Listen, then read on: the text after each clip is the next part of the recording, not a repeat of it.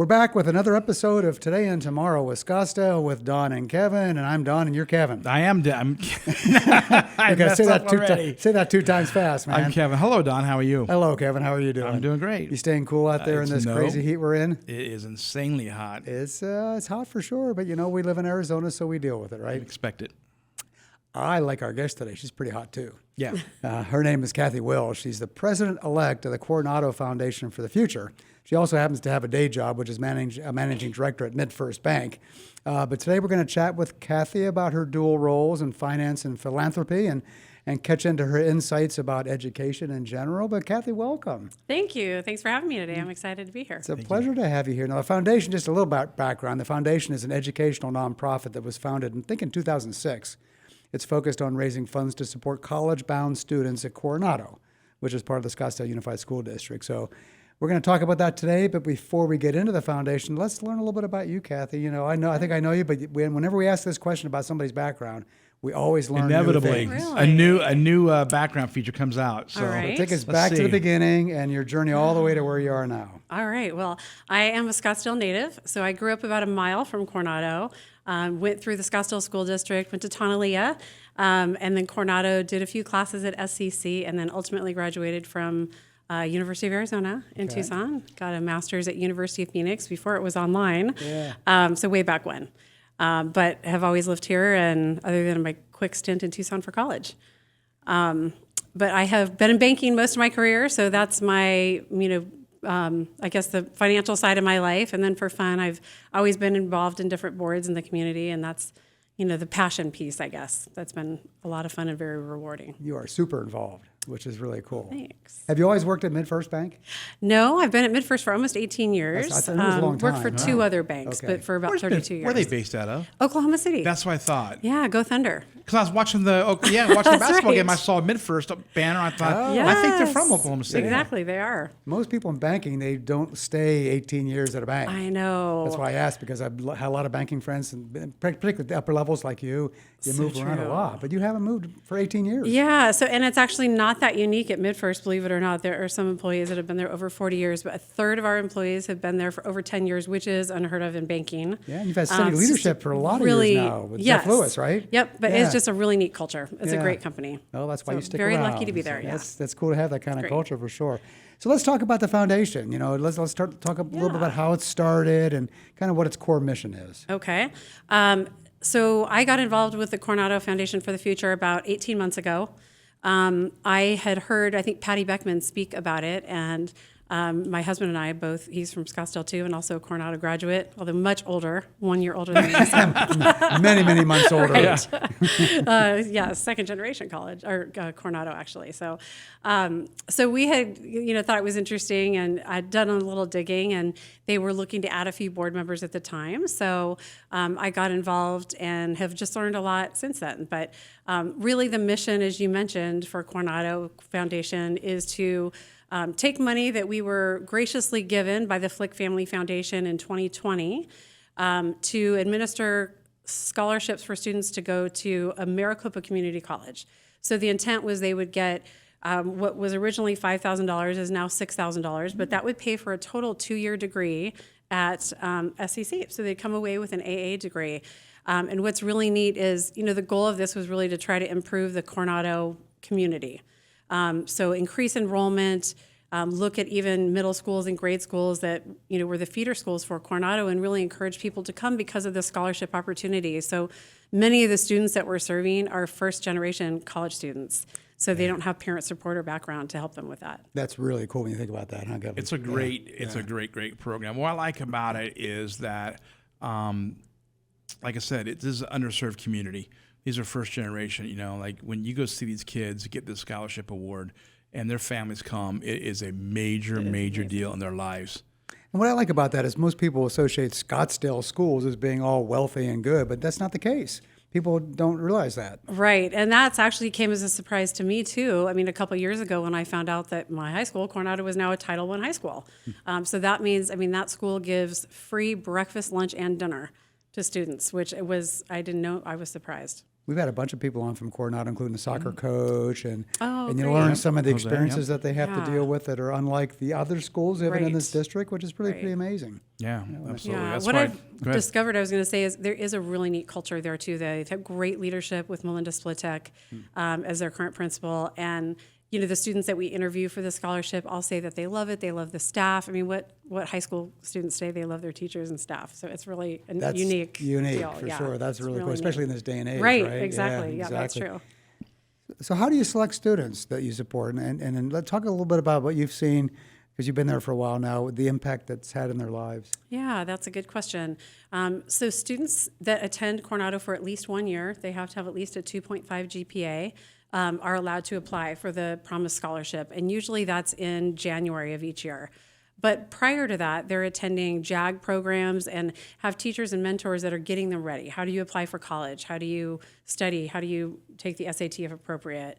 So they're getting them ready for the application. And then they come to the application, the people on our board and some outside community citizens do the interviews. It's a panel interview. So for most students, this is the first interview they've ever had. It's got to be pretty intense, I imagine. It is intense right? for them. So most of them come in sweating and, wearing some professional attire for the first time. That's awesome. And it's so neat. So we try to calm them down and not make them too nervous and ask them basic questions about their lives. But the answers are, amazing and shocking. And, some of these challenges that kids have had to deal with, a lot of them are working full-time, even in high school, to help support their families.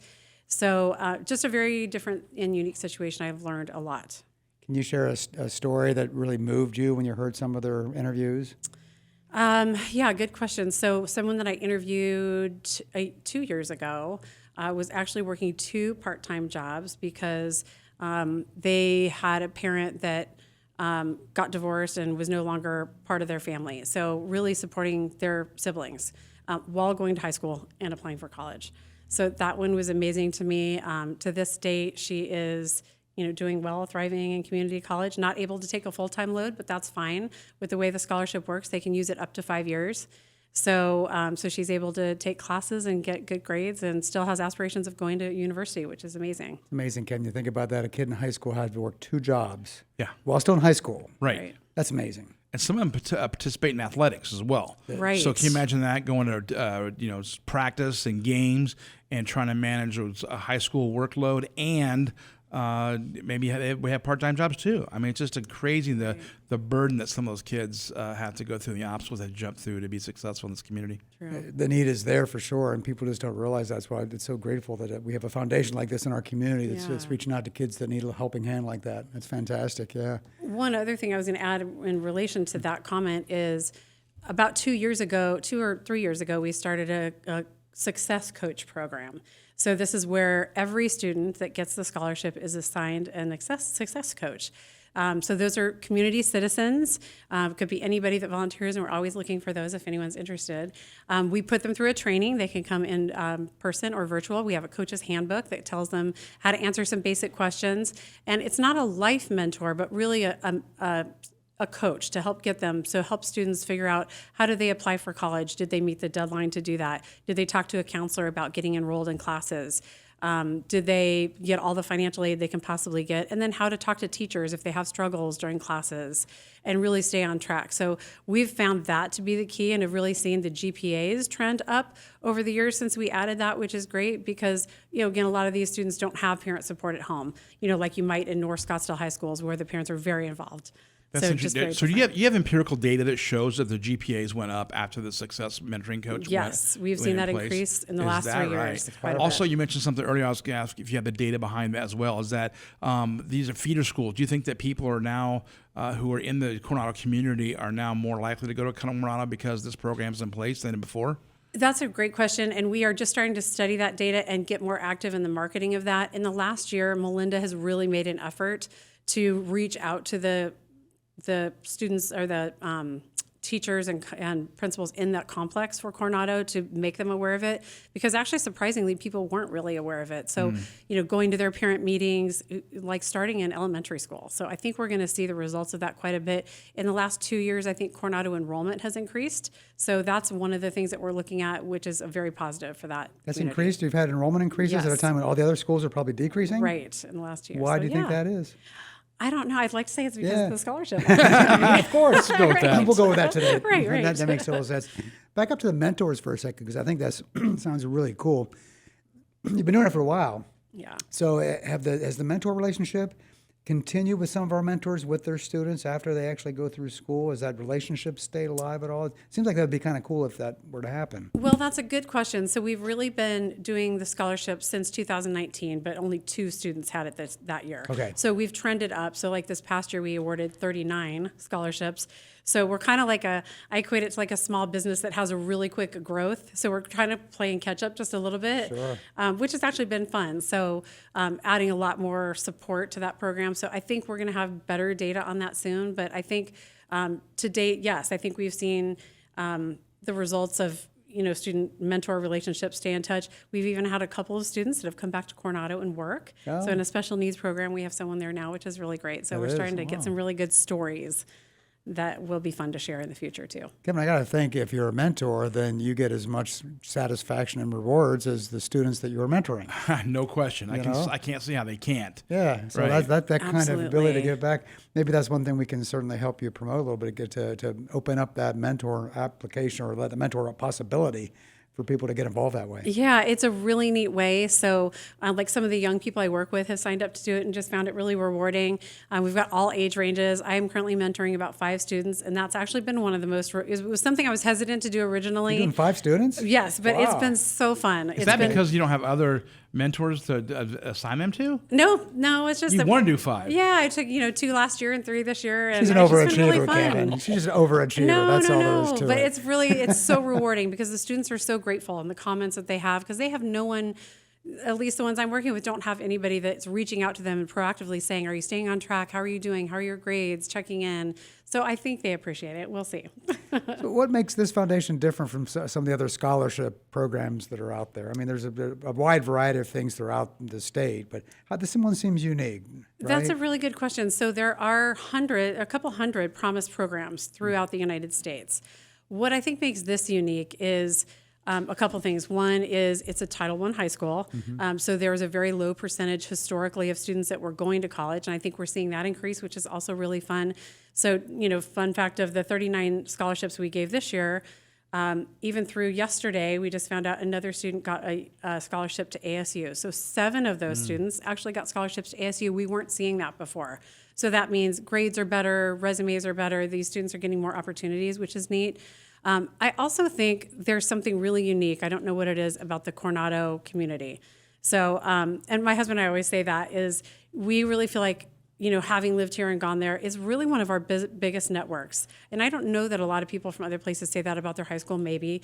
But, in business, in social, just community connections, that's really, we still stay in touch with a lot of people from high school.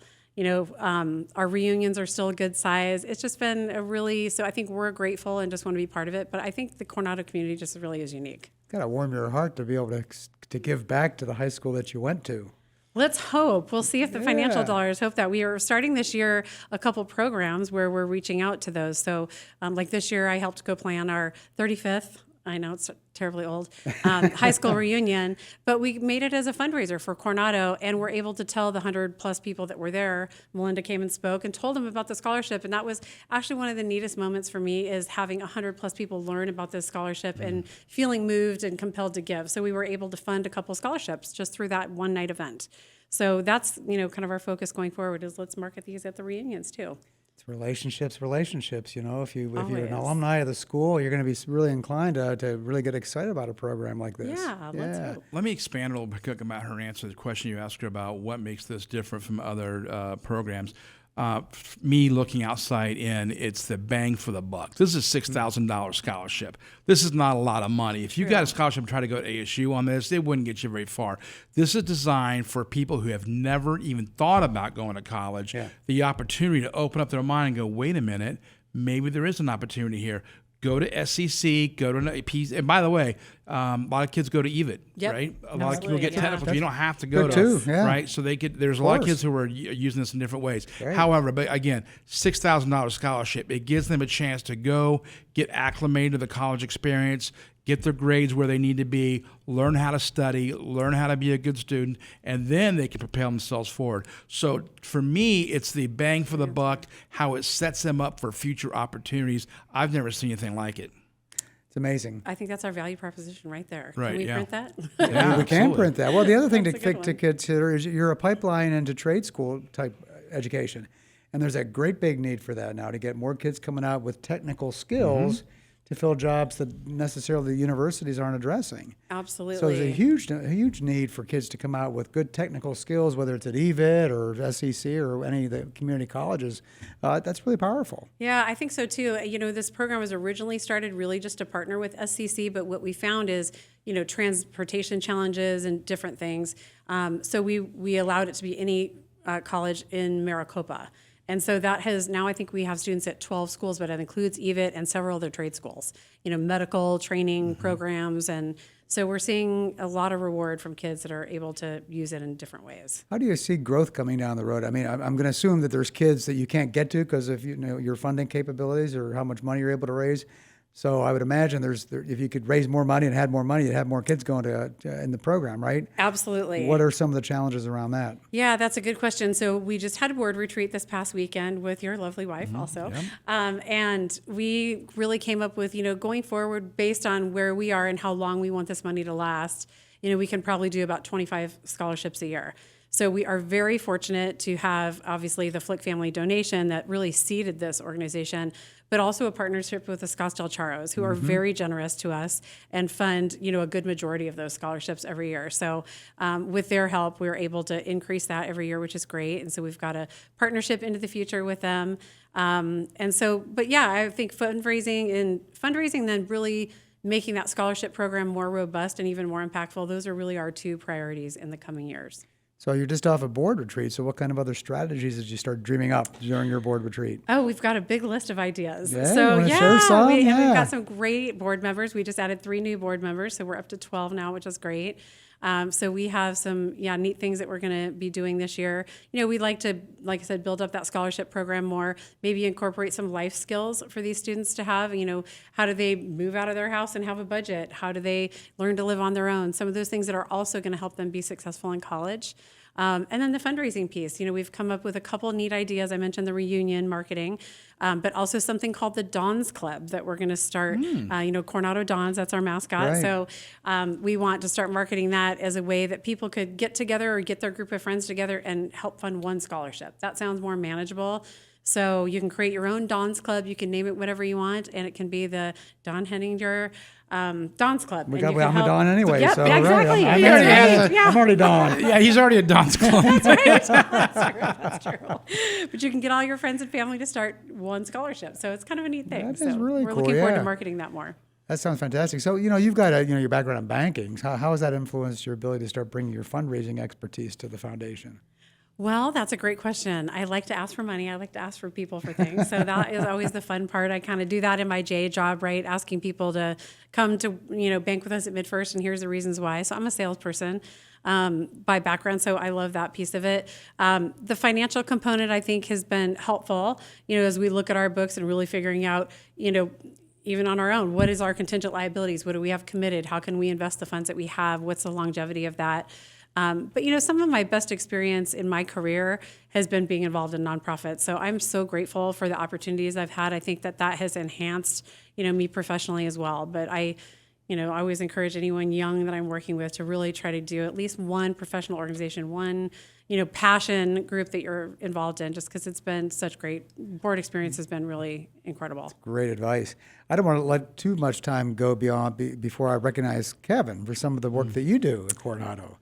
You've got a big heart for this too, so talk about that a little bit. Well, originally we did. I mean, luckily we've had a partner that come along, but when my wife Bronwyn was interviewing somebody a few years ago, they brought to light the fact that they didn't have a computer.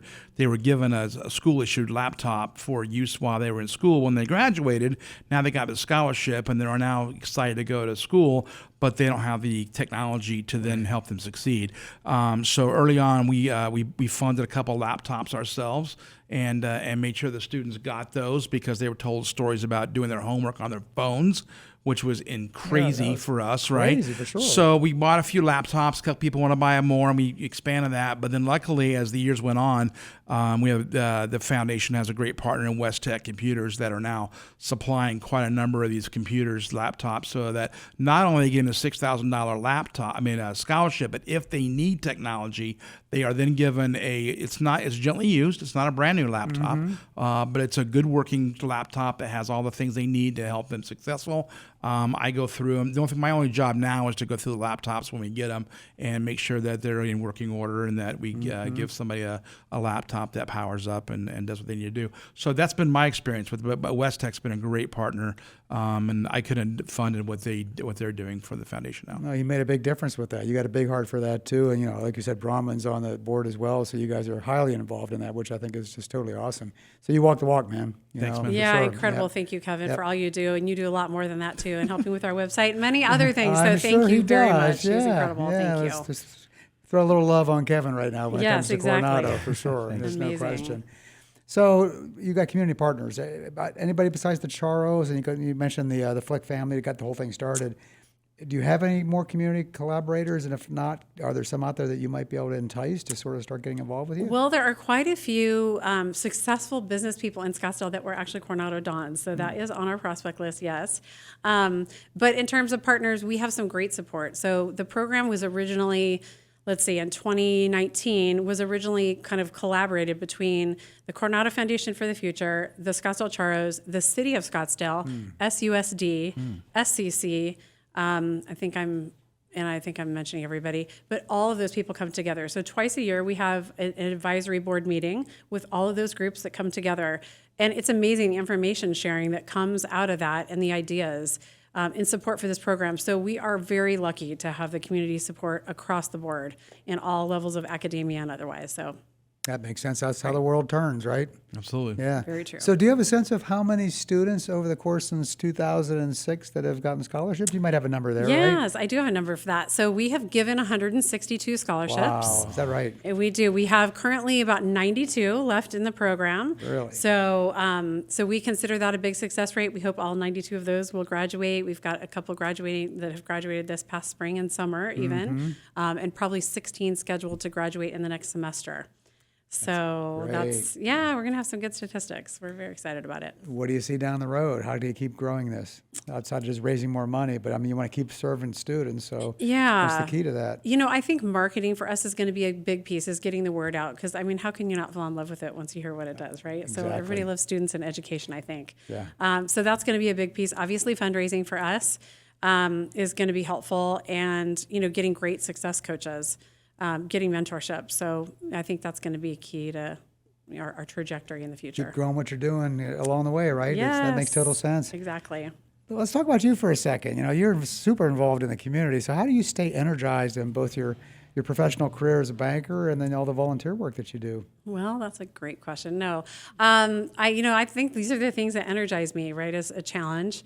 I love to be involved in the community in different ways and, find the people that I meet. I think people, give energy, motivated people that you're around. I mean, all you guys are doing amazing things for the community, and we have really some great people here in Scottsdale. So We do. I just feel lucky every single day to be part of it.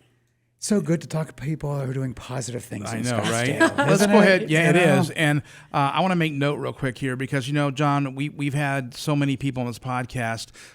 There's power couples, right? In Scottsdale, we have Jim and Sandy Bruner. Right. We have Diana and David Smith. Right. And we have a new generation of power couples coming along. And Michael and Kathy, I think, fit you're that right. description very I well. think you're totally right. Michael's Well, that's Charo. He's also on the, I'm losing my name, Neighbors Helping Neighbors. Yeah. Neighbors Helping. Probably on other yeah. boards I'm not even aware of. He was chair of Scottsdale Leadership for a while too, right? He was Yeah, sorry. right, He just okay. rolled off as being president of Scottsdale Leadership. president, Exactly. right. And Kathy's so involved in that community. So I think that Michael and Kathy are a good example of the new upcoming breed of power couples in Scottsdale. We should start making that a theme to find more like that. Right, You very know, nice, thank you. There's not a whole lot of them out there, but there are a aren't. few. But there There are a few. aren't. But that's what makes Kathy and Michael so cool. Is because they're both of them are so involved in the community, and then they're also like to travel and hike and stuff like that too. So they're very outdoors, but really good fun people.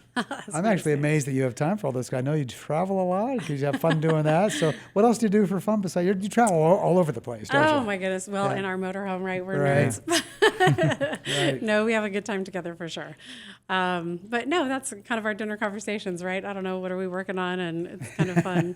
Yeah. Oh, here's a fun fact about Kathy and Michael. Okay, tell us about the Oyster Day, Oyster Martinis Day. It's a Oyster national Martini, day, yeah. right? Oh, yeah. You can explain it. Yeah, that is a fun fact. So no, we have a good time usually like Friday. Our Friday tradition is having oysters if they're available and martinis. So we thought, hey, there's a National Oyster Day, there's a National Martini Day, but not a joint one. So we filed to create an actual National Oysters and Martinis Day. And you filed it with there's an organization that keeps track of all this, the right? National Day Archives. Yep. So it was approved by a committee, and so it's officially a day on the calendar now as of this year. So it's on April 13th, which is also our anniversary. So that's perfect. Isn't that cool? 30-year anniversary next year. Yeah, that is really getting cool. old. Yeah. So on their wedding anniversary is also Oysters and Martinis Right. Day. It's like a national holiday. And what's cool because social media picked it up, and weren't there some restaurants Yeah, back there was. east who had promotions for martinis and Yes. Oyster Day? I mean, it's being picked up around the country. All right. Can we make it a national holiday? Yeah, I think we should. Everybody gets the day off and That's drink the next martinis step. and eat oysters. That's the I'm next in. step. I'm in. Yeah, let's do But who it. does for sure. that? I mean, who creates a national holiday? I mean, National Day of Recognition. Especially for something fun like this. Yeah. You know, yeah. We need Kathy more and fun Michael do. stuff. Right. Fun time. Well, it's so refreshing to talk about positive news in Scottsdale. People doing good things, working for our community, for kids that need a helping hand. Yep. That many people don't realize, and so the fact that you're doing that, I just think is fantastic. And hopefully, we can help you get the word out a little bit. Well, we appreciate it. No, I Yeah. feel lucky to be involved in it, so thank you. Get some more Don's Club members I was going like, on, right? Exactly. Don's Club is a golf club, really, technically. Oh, is that He's right? got a bunch of them. Yeah, some work, some Don's don't. Club. You know, That's true. some are good, some are bad, but they're all there for sure. But Kevin, any more questions for Kathy? No, I don't have any question for Kathy because I know the program so well. Just so You do. glad to have her on here today to talk Yeah. about this. This is a program we've been needing to talk about for a long time. So I'm Absolutely. glad we finally got him on and get a chance. And I hope that if there's anybody out there listening who wants to involve, if you want to get involved in a program that will really not only give you bang for your ROI for your investment, but also make you feel good along the way, this is absolutely the program that you need to be involved with. It's a feel-good program that makes a big difference for kids in our community. How can people get in touch with the program? So our website currently is Coronado, Corfound, CORFOUND.org. Okay, So that's probably the corfound.org. easiest way, and there's Yep. some contact information on there, yes. I'd encourage anybody who has who's driven a little bit of a passion bug from hearing this conversation today to go check that out and raise your hand and get involved deeply or just get involved a little bit. Just take a step forward. Lots of active or passive ways to get involved. So for everybody, Absolutely. thank you for mentioning that. Absolutely. Kathy, Appreciate great it. conversation today. Thank Thanks you. for all that you're doing for our community. Well, really likewise. appreciate it. We're all in this together. All right, Yep, we are. for sure. Takes a village. And thanks to all of you for listening. You know, you could share our podcast if you're ever so inclined and spread the good news about Scottsdale. We'll be back again next week for another episode of Today and Tomorrow in Scottsdale.